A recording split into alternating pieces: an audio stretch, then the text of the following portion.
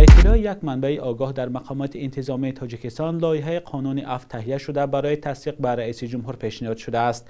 به گفته این منبع، طرح قانون عفو ماه نوامبر از سوی یک گروه تهیه شد که نمایندگان نهادهای انتظامی و دادگاهی کشور به آن شامل بودند. همصحبت ما گفت اعلان قانون عفو صلاحیت استثنایی پرزیدنت است و تا امام علی رحمان قانون را به پارلمان نفرستد کسی رسما حق صحبت درباره آن را ندارد. همصحبت ما از صحبت درباره جزئیات این لایحه خودداری کرد، چون به گفته خودش ممکن است در دستگاه پرزیدنت به این طرح تغییر و علاوه ها وارد کنند.